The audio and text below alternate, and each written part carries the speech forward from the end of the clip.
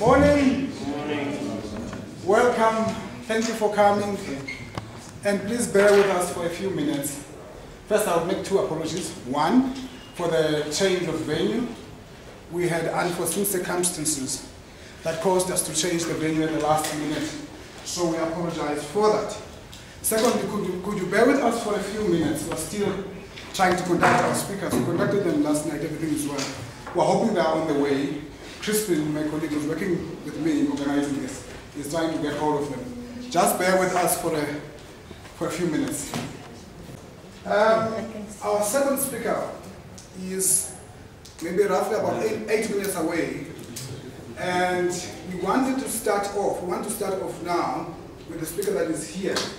But she's putting a reasonable proposal because, like in any movement, leaders hold slightly different view on things. So she would like to speak while the other leader is here so that she can hear her position on things, and the other leader as well would also be able to engage with her, knowing what has been said. I think that's a fair proposal. So we can wait for around 7 minutes or so. The other speaker is on the way. Please bear with us, colleagues. Let me thank you again for your patience. We are now starting, hoping that the other speaker will arrive now as we are starting. Next to me, I've got Moloi. She's from one of the leaders of the Fees Must Fall movement. And we are waiting for Mkhatshwa, the president of the SRC at Vets. Right, we're tackling the topic on decolonization and the new student movement.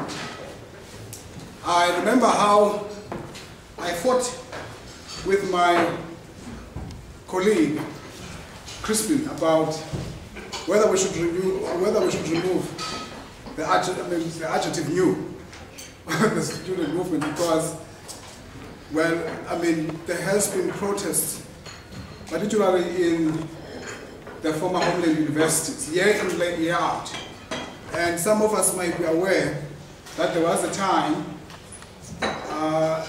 when the university, Walter University was closed for a significant period of time, and fought because of these similar questions that are raised by the Fees Must Fall movement. But we came to an agreement that the movement took a different form and a more robust approach in 2015, and it became national. And here we are now with student leaders who have been at the coalface of the movement to help us understand the meanings of the movement and to help us unpack some of the issues around the movement itself.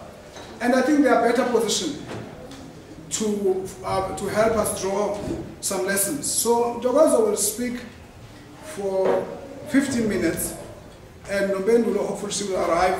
She will also speak for 15 minutes, and then I will allow time for questions, comments, and discussions. Thank you once more for your patience. I'll give over now to Ntokozo, and then, we'll take it from there. Thank you very much. Over. Good morning. I do apologize for being slightly late, and I must say that when I walked into the room, I was intimidated. I was like, oh my goodness, a few students here, and I'll even be radical enough to even say that I was intimidated by the whiteness in the room. And I was like, oh, will they understand the position from which we come from? Because Fees Must Fall is ideologically a black movement.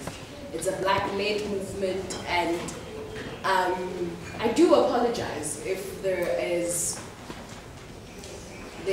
you are uncomfortable with certain things that will be said. And also, just to correct, I am not a leader of Fees Must Fall. Fees Must Fall has a flat structure. And there's no leadership is not necessarily centralized, so I'm very comfortable, and a lot of Fees Must Fall students that are here would be uncomfortable with me being introduced as a leader. In fact, I even asked him, he was like, what must I introduce you as? Must I say you're Dogozo from the legal team? And I was like, yeah, sure, but I don't mind how you introduce me. Why are you so concerned about leadership position? Why don't you just say Dogozo, a student? And then he's like, no, but then the person you with is a SRC president, and that position is like recognized. And I'm like, okay. Come on. No secrets here. Yeah, we believe in transparency. So I am uncomfortable. A lot of people, when Crispin first spoke to me, yeah, now I'm taking too long the introduction. When Crispin first spoke to me, inviting me to the talk, I tried to shift the ball to a lot of people, and they weren't comfortable with actually taking it. And then eventually I was like, okay, fine, let me do it. And like, I'm also uncomfortable with actually speaking here. And my discomfort comes from, firstly, the fact that from October up until now, we've seen the struggle being commodified, and we've seen a lot of people trying to write about Fees Must Fall, but then even the views that they were writing from were not accurate. So we are very wary of being anthropological subjects, and I'm uncomfortable with speaking here. And the brief that he gave me was like, just speak about your experiences. I'm uncomfortable with sharing my experiences. My experiences were so traumatic that they keep me awake up until today. So I don't think that I have the strength to speak about my experiences, especially to people that were not there during Fees Must Fall, who are part of the Viz community, but they never bothered to actually be there, but now they want to draw from my experience. So I do apologize if my talk would be rather generic. It's generic on purpose, it's technical on purpose. The main reason I accepted the invitation was because this is the time that we are using to conscientize people and in order to garner support for Fees Must Fall. So yeah, since that is like out of the way, okay, I think we can begin. I'm tempted to first highlight the achievements of Fees Must Fall, but even then, I'm resisting that temptation, because I don't feel, personally, I reject any achievements that Fees Must Fall as a movement can claim. Because even if we say the biggest achievement was the 0%, that means nothing if students are still financially excluded up until today, if students still sleep in libraries up until today, if students still don't have textbooks. It means nothing if next year fees are still going to increase. It actually brings the question, so what must happen? Every single year must we protest for 0% fee increment? What must happen? So I reject the so-called achievement of Fees Must Fall, and I submit that more work still needs to be done. The struggle is not yet over, it's far from over.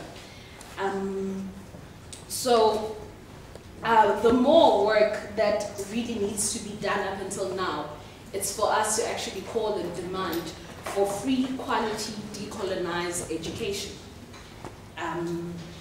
The question that most of us who stand for this demand have been confronted with is whether this demand is actually reasonable. And I remember in a talk one time, a lady came up and said, South Africa is not ready. We cannot afford free education, so I don't understand the value of actually protesting right now when we can't afford that. And my point of departure when it comes to education is that, number one, education is a human right and a public good. It has the ability to give one dignity. the one of the many things that apartheid robbed black people of is the right to be educated. Is the right to be educated by using forms of systematic exclusion that manifest the epistemic violence that we as black people were and are still faced with. Therefore, the government cannot absolve itself or deny that it has a responsibility to create justice and not to further perpetuate the injustices of the past.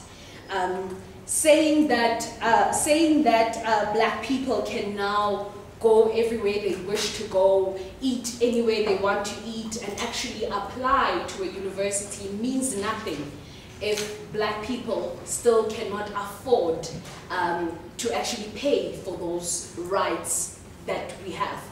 And we know that because of our historical background, black people are in a position of asinamal.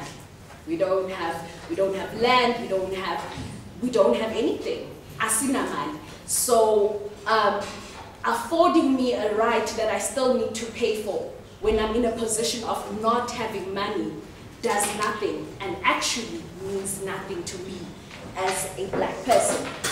So so likewise, even with education, it still remains a privilege for the elite few and the lucky few that can get NSFAS, provided, of course, that the following year NSFAS won't just drop them like that. So with that said, there is a great demand and a great need for the government to intervene in order to ensure that the gap is met and there's not too much of a wide gap between black people and white people, which still exists up until today. And we can't run away from it. We really can't. A lot of the South African Race Relations conducted research and found that only 5% of the families in South Africa can actually comfortably afford to send their child to university. That's a scary number, only 5%. So now I will pose a question to you that I always pose to people. Can South Africa afford not to afford free education? We are not in a position. I submit that we are not in a position to actually not prioritize education. And in their research, they included a lot of models on how the government should look into in terms of how we can afford free education. One of which was, since the private sector benefits the most from university graduates, they should actually cough up more money in terms of that, in terms of supporting education. And but obviously that shifts the responsibility from government to private sector. And then also the public spending on education right now is at 0.8% of the GDP, which even by global standards, it is ridiculously low. And in their research, they said that just a slight increase to 2% of the GDP would actually allow us to afford free education for all. So is it still unreasonable to demand free education? I've spoken to a lot of radical lawyers, and they wanted to bring a class act in the courts, where basically they make companies that benefited from apartheid pay for our education instead of us paying for the education indirectly through tax. And I thought that was like an amazing idea. But yeah, in my understanding, they actually didn't go forth with it. But it's an amazing idea, and I think it should be pursued. Yeah, so I do believe that the demand for free quality education is not unreasonable and is in fact sustainable. It has become clear that we cannot speak of free education without speaking of decolonization.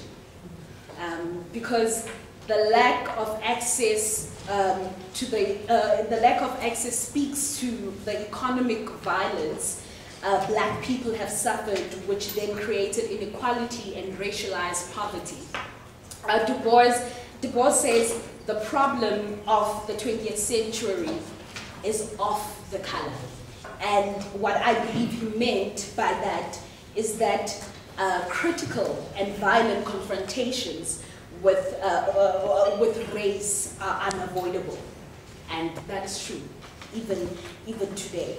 So we as black students and colonial subjects cannot avoid the fact that for many reasons we can no longer breathe. We cannot run away from the fact that we are forced to exist and function in a system that was not made for us, a system that does not even recognize us. A system that we don't even have names in. For the longest time in my life, I was intercausal. Longest time in my life. Yeah. A system and academic space. Okay, the system and academic space force us to know our colonizers by name. And the works of their hands, always translates to the oppression that basically our forefathers went through. It always translates to the killing of our forefathers. And we're supposed to know them. We're supposed to know them by name, and we're supposed to celebrate them. And for me, I find that to be very problematic. It is very problematic. Like after so many years of democracy, why are we still subjected to such conditions? So I find it unreasonable when the universities refuse and reject change. The question of the effects of coloniality is in the lived experience and not only in the mind. Coloniality is maintained alive in books, in the criteria for academic performance, in cultural patterns, in common sense, in self-image of peoples, in aspirations of self, and so many other aspects of modern experience. In a way, like another academic likes to say, we breathe coloniality, we breathe modernity. There is nothing of us that is true of our true African identity.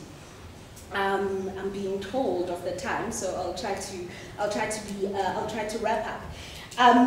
So basically, I think what we have lost in translation when we've said we want free, quality, decolonized education is actually explaining what do we mean by decolonization. And I like Fanon's definition of decolonization, where he says decolonization sets out to change the order of the world.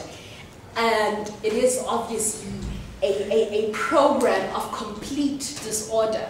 So you can't imagine decolonization in an orderly fashion. You can't. And he says also that decolonization is a creation of a new man. Because we are indeed colonial subjects. As black as I am, there's whiteness in me. As black as I am, even when I communicate with other black people, I still use English. So decolonization is a demand for a creation of a new man and a demand for change. It is impossible to understand decolonization without understanding the violence of colonization. I'm gonna skip a lot of things. I'm hoping that we're going to engage more in the questions and answers. But what I do want to highlight is that there's a need for decolonization to confront racial, gender, and sexual hierarchies that we were placed in, and that were strengthened by the European modernity. And when we say we want we want decolonized education. We don't mean add a module on African studies. We don't mean add a book on African studies.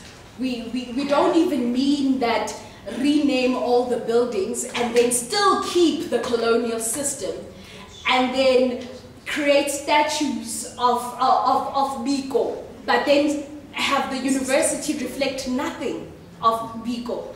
What we mean is the complete dismantling of the current curriculum and the complete restructuring of the curriculum. I will just holla.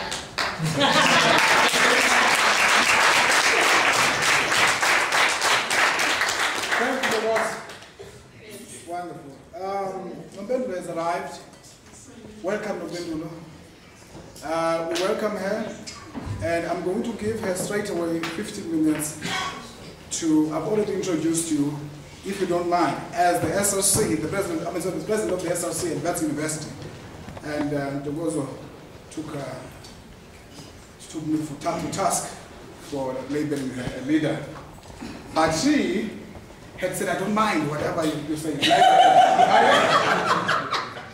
Now she can't even stop me from behind. Okay, Nobendulo, I'll give you 15 minutes. We're already, running out of time. Don't worry, I won't take longer than that. Don't want to come a lot. Good morning, everyone.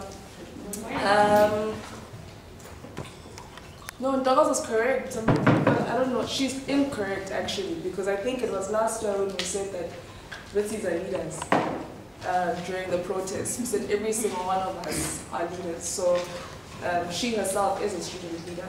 You were correct by telling her in that manner. I think what we need to understand about Fees Must Fall at first is that when I think of it, right, because we're academics here, we're intellects, and we're all open to our own understandings of particular activities and events. And when I think of Fees Must Fall, I think of it as a defiance campaign, a women's anti-pass march, a 1976 student march against the education. It is a campaign, an event in the liberation movement. Our long-term movement is free education. Fees Must Fall is just but one of, and not just free education. I think that was clearly highlighted the kind of education that we want. Fees Must Fall was just but a campaign within this movement that we're in, this movement towards free education. The many protests that students have been having, in this country before Fees Must Fall are campaigns and activities that are trying to rattle the system in this movement towards the realization of free education. So Fees Must Fall is not free education in its entirety. That's my own analysis of it. What our end goal is free education. Fees Must Fall had a very clear target, and that was 0%. That was a commitment from the state on a roadmap towards free education, and that was 3, a commitment from the state to ensure the realization of insourcing in universities of higher learning. Those were our 3 demands. It was a battle in a war. We closed that, but the call for free education continues. We are in a movement, and it's not going to come overnight, and that moves into what I'll be speaking about today, and that's the shock of the system. The higher education sector is in shock. It has never seen the kind of transformation that we as students have agitated for in such a short period of time. So you demand 0%, and 0% essentially means that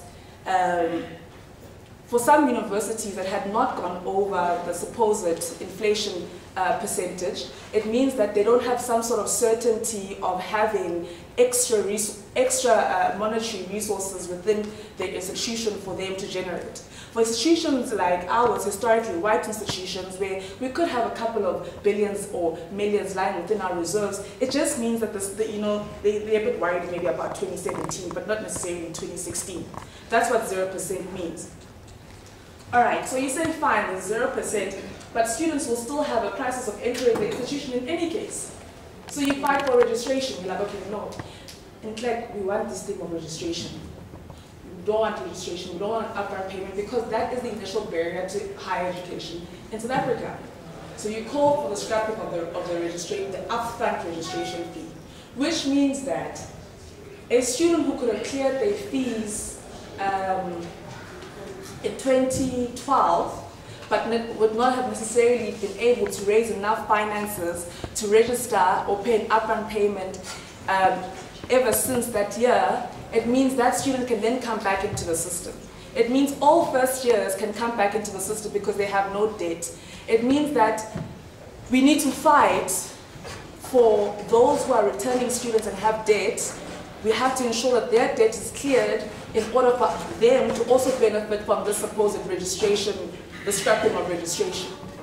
So it means you have an influx of students or young people who can have access to this institution. At Wits University, with returning students, we had over 2,000 of what Wits had estimated or targeted to get for returning students. For first years, we had over, we went over the target by 90 students. So for returning students, it was over 2,000. We were over by 2,000. And for first years, we were over by 90. That shocks the system. So it's what we want. We want every single academically qualifying student to have access to this education. Not necessarily this one, because it's also not so enabling, but we want them to have, you know, like, it can get you some sort of a degree, it can try to get you some sort of decent job, but it's not necessarily going to capacitate you enough for you to become the CEO that you want to become, and not necessarily regurgitate yourself as a black child into the same system that keeps you in the same class standing in society, right? But it's an education. So we want every academically qualifying student to have access to this education. So it's a win for us. They're in the system. And once you're in the system, WITS says they can't kick you out. They're not allowed to. WITS cannot deregister any student.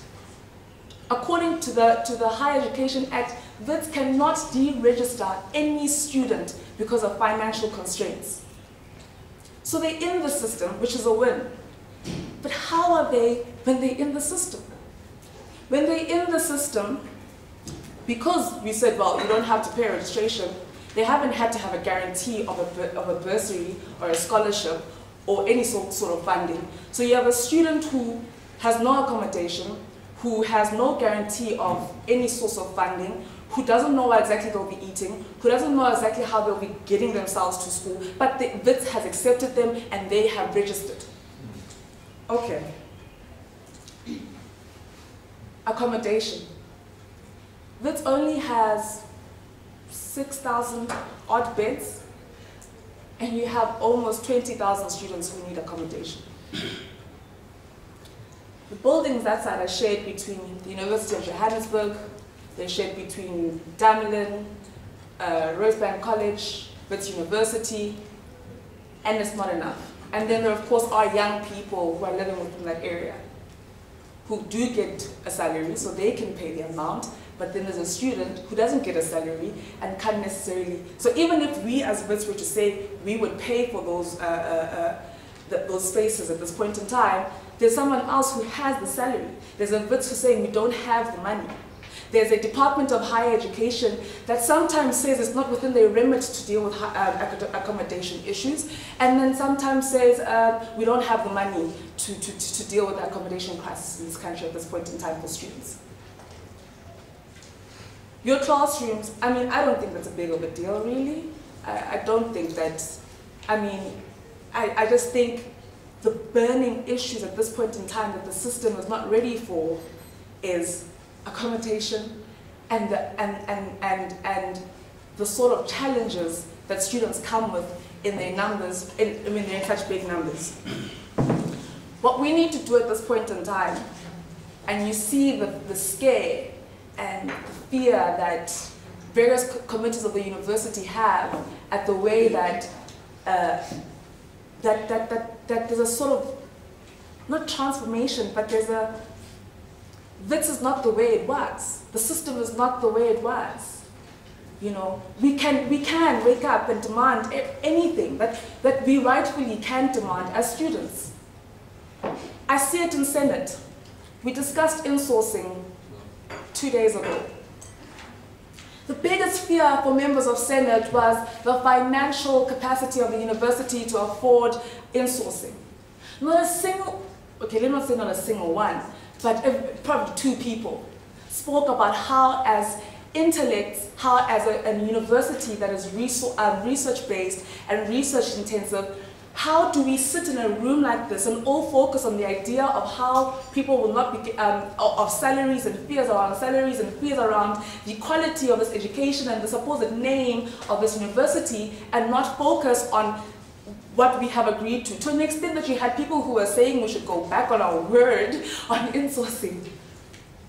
And it was troublesome that an institution of this caliber is still fearful of this matter and is not discussing, noted, thank you very much, is not discussing how we can find innovative ways to ensure the realization of insourcing in this institution.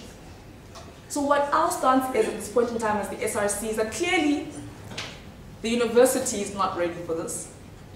The state is not ready for this. But what we need to do as intellects, as academics, is find the solutions. That is our role. How? Let's come up with the models. We know that by the time this commission on whatever, free education, I don't even know what it's called, this free education commission comes out, they're going to tell us they don't know how to get free education. We know that by the time that universities need to start making decisions on whether or not there will be fee increments next year, the state is going to act shocked again like they acted last year. So it is our responsibility to be proactive at this point in time and come up with the solutions that will move us towards the realization of these 2 matters, being free education and being insourcing. It is important for us to look into other systems. So you have an education crisis. How about we look into the transport system of the city and of the province? How can us influencing the better accessibility of the transport system then assist us with some of the crises that we have on campus? What land are we buying into? What lands does WITS have that we could tap into? WITS has a whole lot of investments and assets and all these things that they mentioned and all these commissions that we're forced to go to. What we need to do is the academics who have been here for a very long time, the masters and PhD students who have been here for a very long time, need to start making all of us aware of what is exactly happening in this institution, for all of us to have access to some of the resources that could actually enable us. Because we keep on being told that there's no money. We then go to the state, there's no money. So what must happen? Must students deregister and then go back home? I am very confused how the state and the university and the system at large, yes, it's shocked, but you need to respond to the shock that is there at that point in time. We can no longer raise funds. Like it's unsustainable. Raising funds is unsustainable. Donors are fatigued. Every single year you have students who are asking for 1, 2, 3, and at the same time everyone is assisting from different angles, but none of it is being centralized into one place and benefiting the masses. This person's doing this, that person's doing this, and everyone wants to shine from the things that they're doing instead of it being a genuine initiative to students, right? I think I'm on my last 2 points. Also, some of the matters that have contributed to the shock of the system is the amount of students that have been able to be brought back to this institution from academic exclusion. It's gone up by, the return rate on academic exclusion is sitting on 90% right now.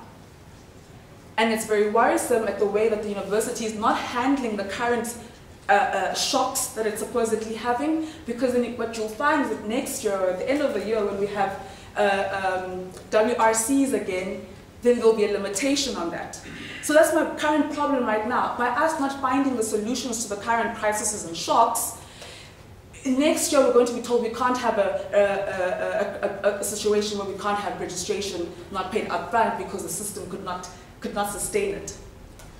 So what will essentially happen is that all the hard work that we did as students from last year and that we carry on doing now is going to all be reverted, because there'll be no commitment from the state to alleviate pressure from universities that cannot necessarily afford the kind of transformation or kind of demand that would ensure the accessibility of higher education that students have at this point in time. And what I'm saying in closing is that we need to be proactive. We need to be proactive, because this is no amount of protest can get us exactly, you know, where the muscle is, where the muscle of decision is. We need to play it at their game. We need to be proactive. We need to deliver those papers. We need to create those models. We need to be proactive in it. And that is one of the ways, not the only way, because protest is also very influential. One of the ways that we can ensure that this shock to the system is addressed. Thank you very much.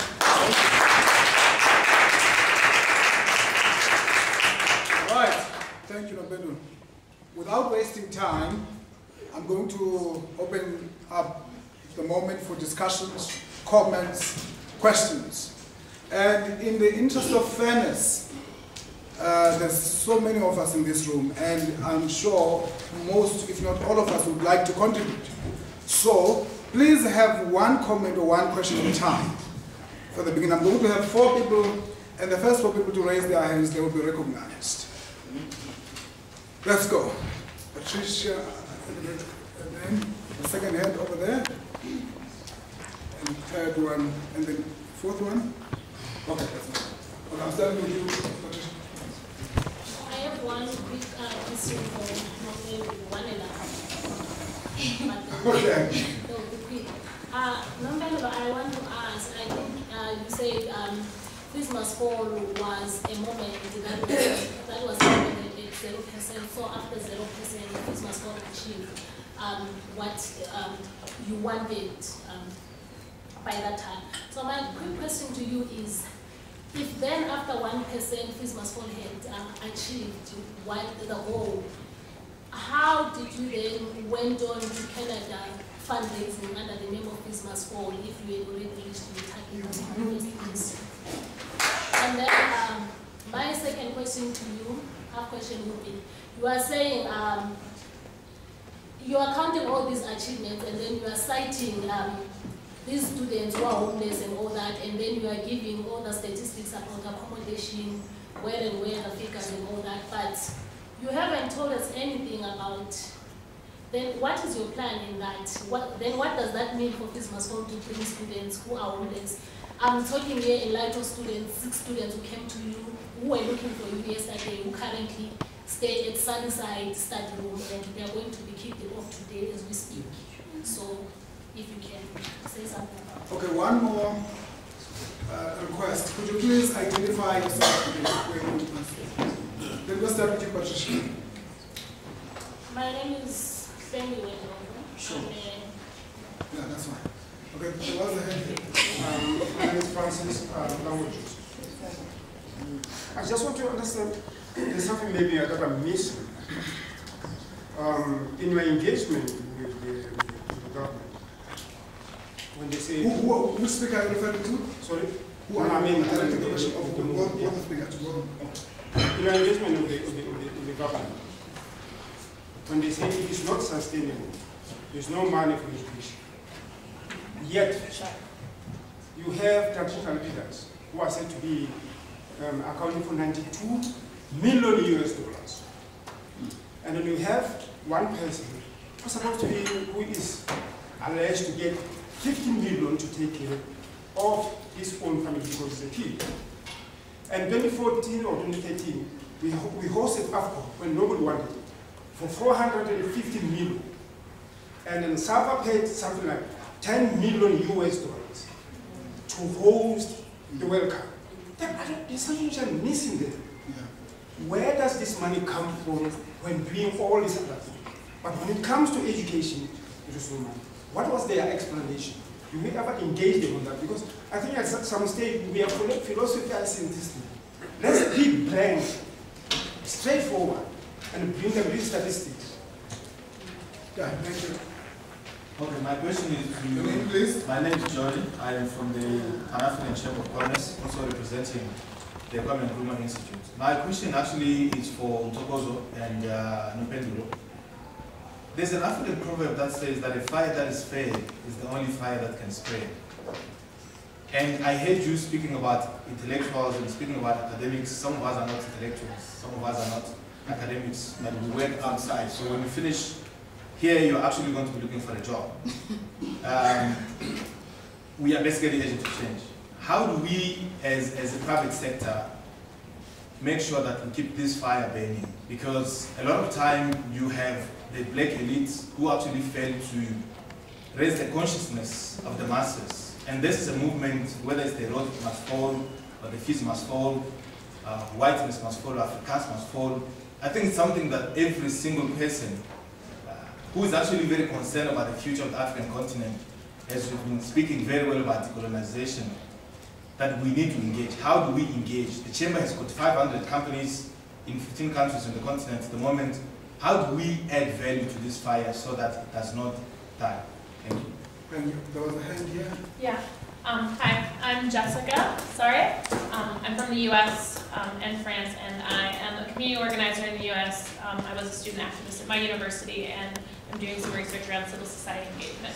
So my question is be small, non-leader leader, and sort of two parts. So one, I want to first of all say that I commend sort of the actions and the movement that's happening, because I think it's a lot easier to sit on the sidelines and sort of comment what tactic was right and what tactic wasn't, and sort of be commentators and not actors. So I think just to name that. But I watched in my country the Occupy Wall Street movement turn into the Occupy General movement that was a flat structure, that was a leaderless organization, and there was a lot of excitement around that moment. And it was touching on something as deep as sort of decolonization here in the US around the financial markets and their total sort of control of our system. And so it was an exciting moment, and it was incredibly demotivating and incredibly saddening to see that only sort of get translated into, okay, now we're talking about class issues in a different way, and now Bernie Sanders is, there are ways in which you can say Occupy influenced, and yet there is also a very real way in which you can say Occupy died. And that is of concern. And I look at that as a community organizer and say it has a lot to do with that sort of flat structure, the fact that for ideological reasons, there was a choice not to have leaders. But that also meant there was a difficulty in continuing and an accountability. So I guess I'm asking, how is that being thought about here? And then secondly, in coming to South Africa, seeing sort of education in general, higher education issues, but then also hearing a lot from people in the primary and secondary education sector saying that there is a lot to be done there in terms of people being ready for university. And people having access to quality education from the get-go. People are graduating without being able to write. So my question would be, is there an opportunity to use the power that's being organized to reach out and build alliances, or has there been a thought about education and decolonizing education, but not just higher education, sort of reaching down throughout? Yes, yes. Go to give to the speakers to respond to the question. Can I start with you? Sure. With regards to Canada, well, I think you're misunderstanding what I meant by Fees Must Fall having been a campaign. Actually, I don't like the word campaign, but when you look into history, I mean, it was called the Defiance Campaign, but anyway, it's fine. It being a particular activity within our long-term movement for free education, I don't mean that it did, like that's it. We said we want a commitment from the state on the realization of free education. And that is what we are doing now, and what we need to be doing now, right? First of all, Canada, I'm not sure how Canada is linked to what you asked prior, but nonetheless, I think what we need to realize as South Africans is that we are very fortunate, as unfortunate as we are. We are very fortunate, as unfortunate as we are. And that speaks to the sort of freedom that we have in our country.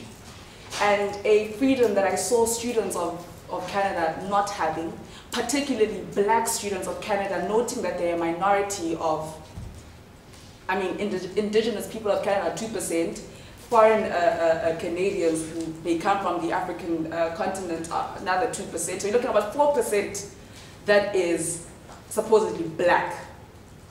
And their demands are just as similar as ours, which would make sense why they would call for other students or solidarity from other students internationally who have challenged similar issues that they are currently challenging.